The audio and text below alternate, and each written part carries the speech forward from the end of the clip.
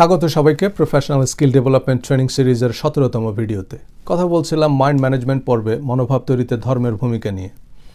সহকর্মী নোয়ার সাথে আলোচনার মাধ্যমে ধর্মীয় দৃষ্টিভঙ্গির কার্যকারণ সম্পর্কে ধারণা দেওয়ার চেষ্টা করছিলাম। Hey guys, Sajal here from New York. I'm a marketing professional and public speaker for the last 15 years. নোয়ার লিস্টে পরের প্রশ্ন ব্যাংকিং বা সুদ নিয়ে। নোয়া বলল, এখনকার সময় ব্যাংকিং ছাড়া একটা মানুষের জীবনযাপন অনেক কঠিন। But traditional banking is not allowed for Muslim. আমি বললাম, ওকে, গুগল সূরা বাকারা আয়াত 275. Allah has permitted trade and has forbidden interest. আল্লাহ ব্যবসাকে হালাল করেছেন কিন্তু সুদকে হারাম করেছেন। খুবই পরিষ্কার সুদ নিষিদ্ধ। তো সুদ জিনিসটা কি? সার্চ অ্যাগেন সূরা নিসা আয়াত 161. And for their taking of usury while they had been forbidden from it, and their consuming of the people's wealth unjustly. And we have prepared for the disbelievers among them a painful punishment. যারা ইউজারি নিচ্ছে তাদেরকে নিষেধ করার পরও এবং মানুষের সম্পদ অন্যায়ভাবে ভোগ করছে, আমি সেই সব অবিশ্বাসীদের জন্য যন্ত্রণাদায়ক শাস্তি প্রস্তুত রেখেছি। প্রথমত, ইউজারি কি? Check Wikipedia. Usury is the practice of making unethical or immoral monetary loans that unfairly enrich the lender. Usury হচ্ছে অনৈতিক আর্থিক ঋণ ব্যবস্থা যাতে ঋণদাতা অন্যায়ভাবে ধনী হয়। দ্বিতীয়ত, আল্লাহ যন্ত্রণাদায়ক শাস্তির কথা বললেন মানুষের সম্পদ অন্যায়ভাবে ভোগকারীদের জন্য। তো এখানে পরিষ্কার সুদ নিষিদ্ধ করা হয়েছে ঋণদাতা বা ব্যাংকের জন্য। কারণও পরিষ্কার, ঋণ গ্রহীতা এতে ক্ষতিগ্রস্ত হয়। আরও পরিষ্কার ধারণা পাওয়া যায়। Oh you who have believed, do not consume usury doubled and multiplied, but fear Allah that you may be successful. হে বিশ্বাসীগণ, তোমরা ইউজারি বা দ্বিগুণ চারগুণ হারে সুদ নিও না, বরং আল্লাহকে ভয় করো যাতে তোমরা সফল হতে পারো। আল্লাহ এসব আয়াতে ভয়, ভীতি, হুঁশিয়ারি উচ্চারণ করেছেন মহাজন, ঋণদাতা, ব্যাংক মালিকদের উদ্দেশ্যে। কারণ এ ব্যবস্থা সাধারণ মানুষের জন্য খুবই কষ্টকর এবং অবিচার। সূরা বাকারা আয়াত 280-তে বলা হয়েছে, and if someone is in hardship, then let there be postponement until a time of ease. But if you give from your right as charity, then it is better for you, if you only know. যদি ঋণ গ্রহীতা আর্থিক সংকটের মধ্যে থাকে তবে সংকট অবস্থা কাটিয়ে ওঠা পর্যন্ত তাদের সময় দাও। কিন্তু যদি মওকুফ করে দিতে পারো তবে তা তোমাদের জন্য কল্যাণকর। এই হচ্ছে সুদ সম্পর্কে আল্লাহর নির্দেশ। এইসব আয়াত থেকে এটা খুবই পরিষ্কার যে ঋণের অনৈতিক বা উচ্চ সুদ গ্রহণ কার জন্য নিষিদ্ধ করা হয়েছে এবং কেন করা হয়েছে। কিন্তু আমরা বুঝছি উল্টাটা। আমরা ব্যাংক থেকে লোন নিলে তার পায় পয়সা সুদ দিচ্ছি, কারণ দিতে হচ্ছে। কিন্তু ব্যাংকে ডিপোজিট করলে যে 2 পয়সা পাই তা নিচ্ছে না। কেন? কারণ ব্যাংক মালিকরা গরিব মানুষ, তাদের খুব কষ্ট হতে পারে। শৈবাল দিগিরে কহে উচ্চ করি শির, লিখে রেখো 1 ফোঁটা দিলে এম শিশির। আমি নোয়াকে বললাম, দেখো, আল্লাহ সুদকে অচ্ছুত বলেননি যে ব্যাংকের কোনো সার্ভিস তুমি নিতে পারবে না বা ব্যাংকে চাকরি করতে পারবে না, বরং ব্যাংককে বলেছে যাতে মানুষের জন্য কষ্টকর হয় এমন উচ্চহারে জবরদস্তিমূলকভাবে সুদ না নেয়। So God is responsible for what is said, not for what you understand. আধুনিক ব্যাংকিং ব্যবস্থায় একটা bank very sophisticated, well researched একটা সিস্টেম এবং তীব্র প্রতিযোগিতামূলক বাজারে গ্রাহক সেবা, জনকল্যাণ, প্রতিযোগিতামূলক ইন্টারেস্ট রেট টিকে থাকার মূল মন্ত্র। তাই সুদকে রিডিফাইন করার সময় এসেছে। ব্যাংক মানে সুদ আর সুদ মানে হারাম নয়।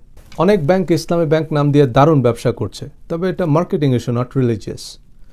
ইসলামিক ব্যাংকগুলোর ডিফারেন্সিয়েশন পয়েন্ট হচ্ছে সুদের হার নির্ধারিত করে না দিলেই হালাল হয়ে গেল, আর সুদের হার নির্ধারিত করে দিলেই হারাম।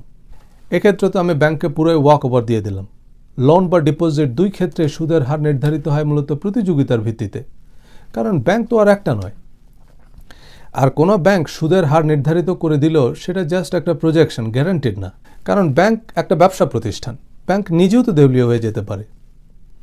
তবে ব্যাংকিং এখন ম্যাথমেটিক্যালি এতটা ওয়েল ক্যালকুলেটেড যে এই প্রজেক্টেড রেট তারা কনসিস্টেন্টলি মেনটেন করতে পারে। আমেরিকায় আমি 0% ইন্টারেস্টে গাড়ি কিনেছি, কারণ কম্পিটিশন এবং আমার ফাইন্যান্সিয়াল ট্রানজ্যাকশন হিস্ট্রি। সুতরাং ব্যাংকের নাম ইসলামী ব্যাংক বা আমেরিকান এক্সপ্রেস ব্যাংক যাই হোক, as long as they take care of their clients, they are fine. আর তোমার আমার ব্যাংকিং করতে তো কোনো সমস্যাই নেই যদি তুমি ব্যাংকের সার্ভিস অ্যাফোর্ড করতে পারো। আর অ্যাফোর্ড করতে না পারলে তার জন্য ব্যাংক মালিক শাস্তি পাবে। আমার কি? আমি তো এক্ষেত্রে মজলুম। এবং এটা ব্যাংক ছাড়াও অন্য ব্যবসা প্রতিষ্ঠানের বেলায়ও প্রযোজ্য। নোয়া বলল ক্লিয়ার। পরের প্রশ্নটা বেশ সেন্সিটিভ, আমি বললাম গো হ্যাড। নোয়া বলল আমি নিশ্চিত জিহাদের আয়াতগুলোকেও ঠিক এভাবেই অপব্যাখ্যা করে একটা বিশেষ গোষ্ঠী অর্থনৈতিক বা রাজনৈতিক সুবিধা নিচ্ছে, তবুও তোমার মতামত জানতে চাই। আমি ঢাকা বিশ্ববিদ্যালয়ে সন্ত্রাসবাদ, ইসলামোফোবিয়া এবং ওয়ার অন টেরর বিষয়ে পিএইচডি গবেষক ছিলাম, যদিও আমেরিকায় চলে আসায় গবেষণার শেষ করা হয়নি। গত বছর জগন্নাথ বিশ্ববিদ্যালয়ের জার্নালে টেরোরিজম নিয়ে আমার একটি আর্টিকেল প্রকাশিত হয়। তো এই বিষয়ে কথা বলা শুরু করলে আলোচনা অনেক লম্বা হয়ে যাবে। একটু সংক্ষেপেই বলি, পবিত্র কোরআন 23 বছরে নাজিল হয়, যার মধ্যে 13 বছর মক্কায় এবং 10 বছর মদিনায়। নবীজি মক্কায় থাকাকালীন সময়ে কোরআনের যত আয়াত নাজিল হয়েছিল সবই ছিল আধ্যাত্মিক, ধর্মীয়, পরকাল, পাপ পুণ্য, বেহেশত দোজখ, ভালো মন্দ ইত্যাদি। মদিনায় অভিবাসনের পর নাজিল হয় রাজনৈতিক, অর্থনৈতিক, সামরিক, পররাষ্ট্র, শুল্ক সংক্রান্ত আয়াতগুলো। এখন মদিনায় হিজরতের পরপরই নবীজি যে গুরুত্বপূর্ণ কাজটি করেন তা হচ্ছে তিনি সেখানে একটি গণতান্ত্রিক ইসলামের রাষ্ট্র প্রতিষ্ঠা করেন। সে রাষ্ট্রের লিখিত সংবিধান প্রণয়ন করেন। প্রতিরক্ষা, পররাষ্ট্র, শুল্ক, আইন, বিচার, রাজনৈতিক এবং ধর্মীয় প্রশাসন ব্যবস্থা গড়ে তোলেন। মদিনাকে কেন্দ্র করে সম্প্রসারিত হয় পৃথিবীর ইতিহাসের অন্যতম বৃহৎ এক সাম্রাজ্য। আমি নোয়াকে বললাম, এই কথাগুলো থেকে কি বুঝলা? নোয়া বলল হোয়াট? মানে কোরআনের যুদ্ধ সংক্রান্ত যে আয়াত সব নাজিল হয়েছিল একটা রাষ্ট্র প্রতিষ্ঠার পর। মানে এসব নির্দেশনা একটা রাষ্ট্রের প্রতিরক্ষা বিভাগ বা নিয়মিত অনিয়মিত সৈন্যদের জন্য। এখন একটা রাষ্ট্র যত উদারই হোক না কেন, তার শক্তিশালী প্রতিরক্ষা ব্যবস্থা থাকতে হবে, তার এক হাতে মূলা আরেক হাতে মুগুর থাকতে হবে। আমেরিকা একদিকে গণতন্ত্র, মানবাধিকারের কথা বলছে, একই সাথে পারমাণবিক বোমাও বানাচ্ছে এবং হিরোশিমা নাগাসাকিতে সে বোমা ব্যবহারও করেছে। কিন্তু এই পারমাণবিক বোমা অজেয় সামরিক বাহিনী রাষ্ট্র নিয়ন্ত্রিত, তাই নিরাপদ। কারণ প্রেসিডেন্ট চাইলেই কোথাও বোমা মেরে দিতে পারেন না বা কোনো একটা দেশ আক্রমণ করতে পারবেন না। এটা জনগণের সিদ্ধান্ত এবং এই সিদ্ধান্ত গ্রহণের একটা সুনির্দিষ্ট প্রক্রিয়া আছে। কিন্তু এখনকার এই নিয়মতান্ত্রিক, পরমত সহিষ্ণু বিশ্ব ব্যবস্থায় জনবিচ্ছিন্ন, ভূখণ্ডহীন, অদৃশ্য খুনি, নির্বিচারে নিরীহ মানুষ হত্যাকারীরা কেবলই সন্ত্রাসী। এদের সাথে ধর্মের কোনোই সম্পর্ক নেই। কোরআনের যুদ্ধ সংক্রান্ত আয়াতগুলো কোনো স্বীকৃত মুসলিম দেশের প্রতিরক্ষা বিভাগ বা সেনাবাহিনীর জন্য প্রযোজ্য, কোনো রাষ্ট্রদ্রোহী গুপ্ত ঘাতকের জন্য নয়। নোয়া বলল এক্সেলেন্ট। শেষ প্রশ্ন, কোরআন মুসলমানদের জন্য একমাত্র মনোনীত গ্রন্থ, কিন্তু মুসলমানরা কোরআন ফলো না করে উল্টাটা করছে কেন? কোরআন তো দুষ্প্রাপ্য নয়। প্রথমত, বেশিরভাগ অনারব মুসলমান যারা কোরআন পড়তে পারে, এমনকি যাদের পুরো কোরআন মুখস্থ, তারাও এই কোরআনের অর্থ বোঝে না। আর আমাদের মাওলানা সাহেবরা কোরআনের অর্থ নয় বরং শুদ্ধ করে কোরআন পাঠ করতেই এবং কোরআন মুখস্থ করতেই উৎসাহ দেন। দ্বিতীয়ত, ধর্মের সাথে রাজনৈতিক, অর্থনৈতিক স্বার্থ জড়িত, তাই বিভিন্ন স্বার্থান্বেষী মহল যুগে যুগে ধর্মকে অপব্যবহার করেছে, অপব্যাখ্যা করেছে।